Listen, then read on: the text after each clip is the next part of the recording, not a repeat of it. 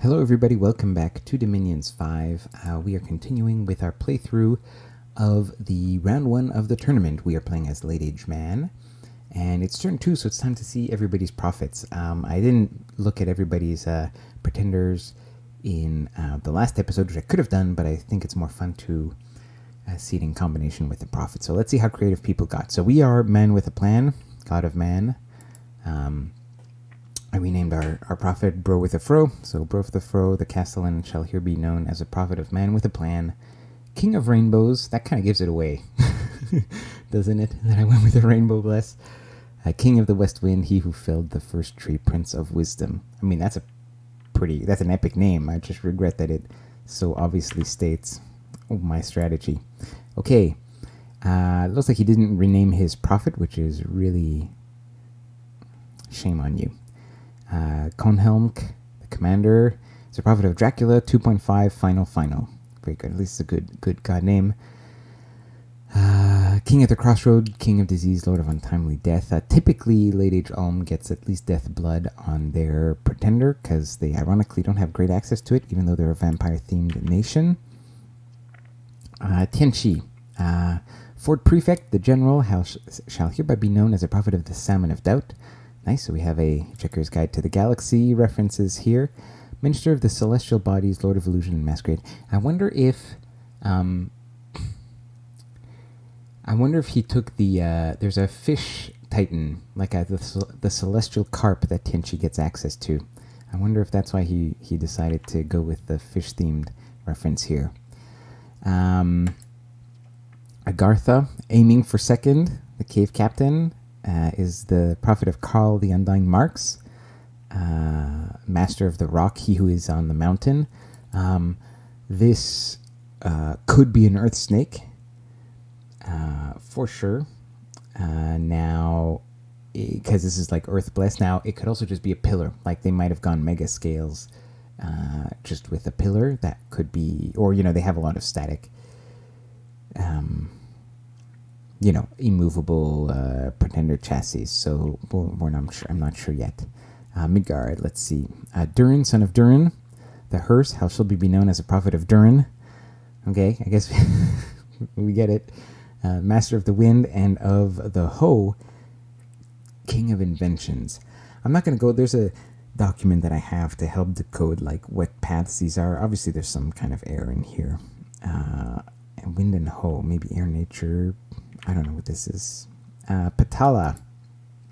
Baloo, the Bandar commander, is going to be the prophet of Captor Captionist of Cute Monkeys, the Man-Eater, Lord of Fraud and Theft. And Atlantis, Ball and Stalin often breaks naps. The Snow Captain shall be known as a prophet of Tryhard, god of strength, the great potter, remote and inaccessible master, god of dreams. Tryhard were referring because Atlantis, we were doing a draft, and Atlantis is actually a fairly decent nation in Late Age, so he's Tryhard. Balanzon is the name of one of the players in this game, and so there's already a bit of a bit of taunting. Shots fired, as they say. Okay, so that's our little bit of entertainment. Another thing I didn't show were the thrones that we have in the game. So we have a total of 8 thrones. We need... Is this correct? 10 to win? Yeah, we need 5. Good, that's right. Sorry, I miscounted there for a while. Yeah, so you need one more than half of the thrones is the way the rule was set. So our 8 thrones, half is 4, so you need 5 thrones to win. So we have the Throne of Bureaucracy. This is a great throne because Dominion conflict bonus is really significant. It costs 100 gold per turn. We're going to be pretty rich. Order +1, we have max scales, so that doesn't affect us, but this is a great throne for spreading Dominion. First stage, MR, I'll take it, right, on our units. We don't have a ton of sacred units, but we'll take it. Increases magic is only in this province. It's not the Dominion. Throne of Misfortune. Dominion gets Misfortune +1. We already have pretty big Misfortune, right? How much? We've got 1 Misfortune. So that would suck a little bit. Now it does give 4 astral per turn. So it's not like you wouldn't claim it just because of this. And our high order kind of offsets the misfortune scales a little bit. The Inner Throne, another order booster, but importantly, this one gives passive blood income. So that's the main reason this is an awesome throne. It allows you to get started in blood without having to build a bajillion scouts. And of course, we have some blood on our rainbow, but it'd be nice that he not need to do any blood hunting. The Outer Throne, Dominion gets magic +1 and some astral. This is not needed for us because we have Drain researchers. I mean, if we had some indie mages that we started recruiting, this might help them research a bit. But otherwise, this is not super amazing for us. Throne of Gaia, Dominion gets growth +2. We already have growth 3. The extra nature gems will be welcome. The Golden Throne is a great throne, gives 200 gold, and we get this fellow. Now, this is a lot of the same paths that we already have. He happens to be a great researcher, but he's slow recruit. But this is guaranteed 2 astral and 2 fire, and our base paths are 1 astral and 1 fire, and we can get a random of +1 on either. This guy could come as astral 3 or fire 3. So we're getting better access to fire and astral. And honestly, importantly, getting this throne is good because it denies it to other nations. There aren't a lot of nations that have fire access. Actually, let's just check. Let me just check quickly. Pretenders of the world. Not a lot of fire. I don't think Ulm has fire. Tenchi has a bit of... actually, they do not... Tenchi does not have native fire access. I'm double checking. They do not. Agartha has a little bit, but it's pretty low. Here we do have, but it's low. So low fire, low fire. I don't think there's... No, I thought maybe on the randoms. No fire here. No fire on Patala. And I'm pretty sure Atlantis is just water, death, and... Yep, no fire. So most other nations would be really happy to get this throne. So its main value, I think, is in denying it to other nations to make sure they don't get that fire and astral access. I didn't even look at astral, but obviously there are a lot of nations here that don't have astral. So that's a big deal. And the final throne is the Throne of Knowledge, which is pretty good because we get the Lore Master, who gets random of every pass. And this is always nice. This often really helps plug any holes that you might have in your magic diversity. So again, something great for us. These are great researchers, pretty cheap. They're old. I mean, all our stuff is old, so cheaper researchers can be communion slaves. I don't know if I'd end up recruiting these. I think if I can afford it, I would still recruit our own mages, the Magister Arcanes, but we definitely get Lore Masters just for the chance of getting some random magic diversity that we're lacking. Okay, anyway, so those are the thrones. Let's talk about expansion and the script. Well, actually, it's going to be pretty straightforward here. This is how I do it. So on the first turn, you can only afford to get 4 of these dudes. You recruit 1 Magister Arcane and a Judge. You want to get a couple of judges in the first few turns, because we do want to get a Death guy, maybe a Fire guy, although you can also get Fire on these guys, just so you'll be able to start site searching Death pretty early. And the guys who do not have paths are just useful for ferrying troops around, so you get a couple of them. And the reason we're not getting our commanders yet is because these take resources and we're resource starved, so we're trying to recruit other good units. So until we can max out our holy points on sacreds, we're not going to recruit any of... And we're resource constrained, we're not going to recruit these guys yet. And until we need them to lead another expansion party. So actually in about 4 turns we'll get one. Anyways, you recruit these 2, and then you recruit as many of these sacreds as you can. Now, in order to get at least 5 in a group, we're going to take a longbow and add them to this group. And their orders are going to be hold and attack closest. This makes them shoot twice, basically, and then move in.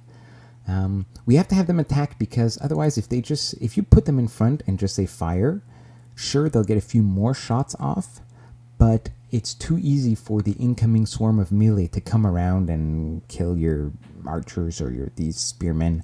We want them to make contact with this group first, which is why we're putting these guys on hold and attack closest, but a little bit behind, so that ideally the enemy gets sandwiched kind of between these two groups, but mainly hits this group. Probably the longbowman dies. We just bring another guy to the front to support him. We prophetized our commander. He's going to do Divine Blessing and then a couple Sermons of Courage. This is only for these guys who tend to run if they get hit too hard. And then some smites here with Heavenly Strike, which we have the air smite for this game, which is actually not bad. So it is it's got a decent range, and we have precision on our bless, so this is going to hit pretty accurately. Well, actually, it has precision 100, so it's going to hit very, very accurately. And it is a 10 armor negating MR negates. But if we do hit, then it's going to do an additional 5 armor negating lightning, so it has a pretty decent chance of stunning anything it doesn't kill. And all this damage is armor negating. Incidentally, the banish for air is actually pretty good. It's an AoE one, so it does a lot less damage, but it does it over a much bigger area of effect. Most banishes are AoE 4 damage 4. This one is AoE 8 damage 2. Now the precision is 0, but we have a bless, so we're going to have more precision on that. So it's going to hit an AoE, and it's going to hit it pretty densely. It's going to be pretty good at deleting, chaffy undead. It is MR negates, but the damage is only 2, but it's armor negating. The special, so this is always going to trigger. In other words, if we pass the MR, we're going to armor negate, so we're always going to hit this. And Memories of Death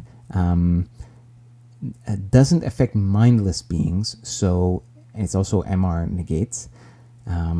But so in other words, a lot of summon Skella spam is not going to get hit by this, but a lot of the fancier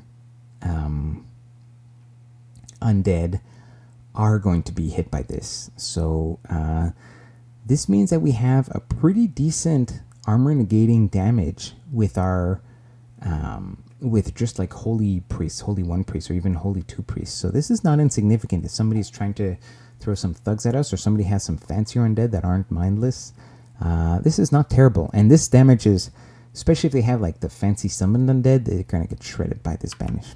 Anyways, I digress. Right, so this is our script.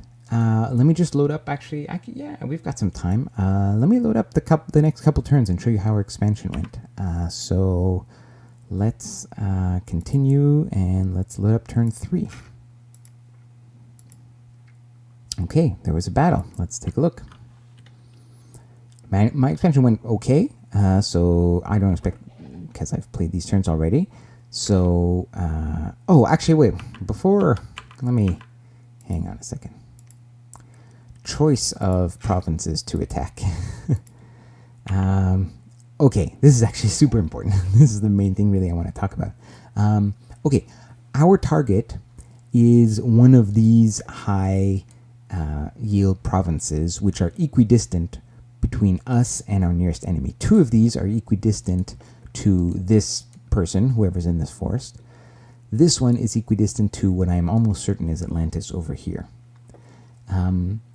Now, if this is, in my testing, usually this army is not quite good enough to, with only this, go and take 2 provinces. It needs 1 turn of reinforcement with like a second wave, because if it's fighting tough indies, you might actually lose. If you're unlucky, you might actually lose some wardens. If it's a catastrophe, you might lose a lot of units. If it goes perfectly, we don't lose anything. But if we lose a couple of wardens, especially, even if we don't lose any 4 wardens, is not a lot to push and take on a second battle. And these are large provinces, so typically they have tougher units. That is why we have sent our scout out first. We have sent the scout out And he is going to tell us if we have heavy cav here or not. If we don't have heavy cav, if it's just archers and militia, then we'll be able to take this on turn 4, because our first attack is going to be here, and then here. Or at least that's what I'm hoping.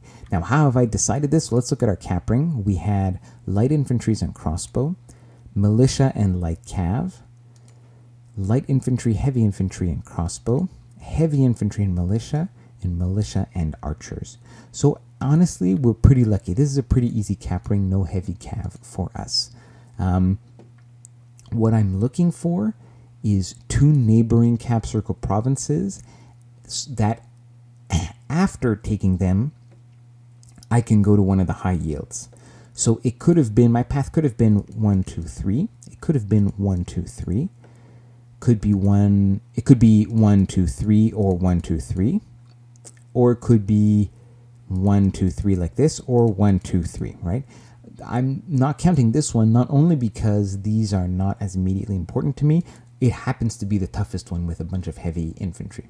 Now, all of these are manageable, but here we have light infantry and crossbowmen. If this is an underestimate, in other words, if there are actually 40 units, light infantry is going to melt pretty quickly, but if there's a lot of it, it might take me a while to chew through it because I don't have that many units, and the crossbows are probably going to kill my wardens. And same thing here, it's even worse because they're heavy infantry, not just light infantry. This is not as bad. Actually, this is similar to this. Militia are going to melt, and then here it's archers versus light cavalry. Light cavalry is a bit better, but the numbers here are lower in general. So I could have gone here or here. Both were options. I decided to go here because it's highlands and it's probably more resources. So yeah, so that's why I chose this plan. Okay, now let's go to turn 3.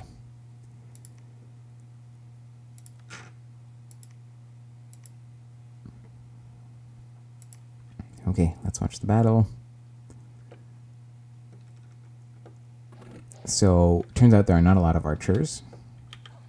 I think my archers are just on fire, because you don't need to have them fire archers. I mean, yes, they're slightly better than these guys, but these are just archers. They're not gonna... these guys are immune to archers, so it's not really a big deal. And these guys are holding attack closest. Fortunately, the chunk here that attacked us is militia, so these guys are just getting destroyed. They're getting destroyed by the wardens, and also they get swarmed by this light infantry. They rout right away, which is good timing because it frees up my light infantry to come tangle up the heavy infantry here, which is coming from my longbows. And they get taken care of by the longbows, mostly, actually. And now these guys, their orders are a hold and attack, but during the fight, if they suddenly have to acquire a new target that is far away, they will switch to firing their crossbows.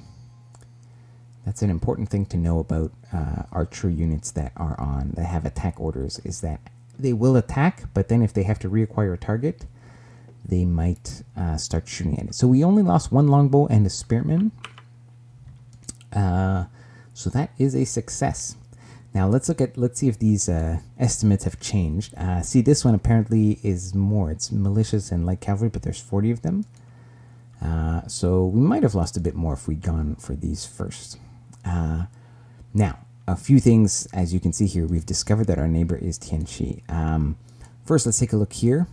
Light infantry, crossbow, heavy infantry. This is, I guess, good news. So a lot of this is tricky. So first of all, okay, it's not heavy cav. That makes it accessible. This is actually a pretty decent combination. It means the most common unit is light infantry, which is just going to melt to my wardens. And so we can probably get a route pretty easily. And we're not going to spend too long getting shot at by crossbowmen. There's a medium amount of crossbowmen, so that could be dangerous. There's not a lot of heavy infantries. This is manageable, and I intend to try to take it, assuming this battle goes well. And in this battle, we have our 5 wardens because we got the resource bonus from this Highlands, which turns out had shitty resources anyways, but what can you do? And so I'm bringing them over on a judge. Now I happen to have gotten 2 death randoms so far, which is pretty lucky. So he's not going to do anything in the fight. He's just going to cast spells in the back.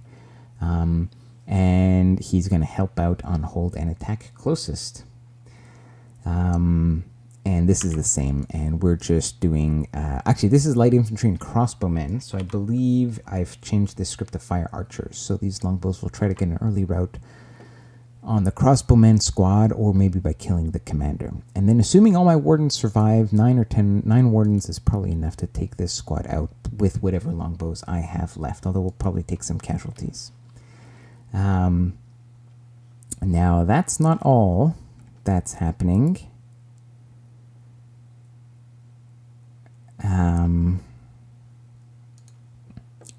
We have discovered that our neighbor here is Tianqi.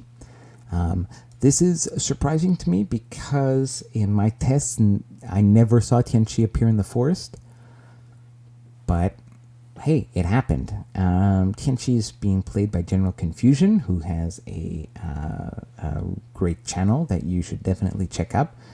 In the description to these videos, I'll definitely have his a link to his channel, and I'm sure he'll have his series out before mine, and I'll have a link to his series for this video, for this game, which I assume he is recording. So you can definitely see his perspective. Now, I wasn't expecting to be his neighbor, and he is not a bad player at all. He's quite experienced. So, and you know, the top-down neighbors on this map, because we share 2 borders by default, are much more likely to have conflict with each other. So we'll see. This is getting me early on in the game starting to think, okay, how do I deal with Tianqi? What do I know? You know, do I know what his bless is? You know, I know a lot about LA Tianqi, the nation, so I have general counters, but I really need more information. So that's why we're continuing to scout up here. If he did this as his first expansion, now maybe it's not, maybe he has an awake or something, or maybe he blind expanded, but if he expanded here first, there's a chance that he goes here next. I don't think he does this. This would be risky with crossbowmen. Even, I mean, his ancestor knights they're heavy cav, they're good, but he'd only have 2 or 3 on the first turn. I don't think he'd take this on. That'd be kind of crazy. So maybe this is an easy PD province. If not, maybe he goes here. So I'm gonna hope to catch him just to see what he's got. And this also makes this more guaranteed to be mine. I'm less afraid of a bump here. And the reason is, if he expanded here first, it could be that he's done the same thing as I have. He's going to do here first, then he's going to reinforce here, combine his armies, and then he'll have a strong enough army with his sacreds that he can claim this. But if he does that, I will see it by moving into this province. So I'll know if that's coming, and then I can choose whether I feel confident bumping or not, depending on what his bless is. If he doesn't move here next turn, he's not taking this province. Or if he moves here with a fresh squad from his capital and, you know, continues here with this squad, then he's not going to take this, because this is going to be this is a fairly large indie province, and, you know, with the 1 turn of recruitment on turn 3, there's no way that kind of army is able to take this on, unless it was the most outrageous of meme blesses. So next turn we'll know how confident we feel in taking this out. And I think what we'll do is we'll pause the recording now, and I'm gonna start off next episode at least by talking about what our matchup would look like against Tianqi, even though I don't know what his bless is like, because that's what was going on in my mind as we've been playing these opening turns. This is turn 3, we're only on turn 5 or 6 in the game, so I'm kind of sharing this thought process as it's going in real time. So I'll see you guys then. Take care.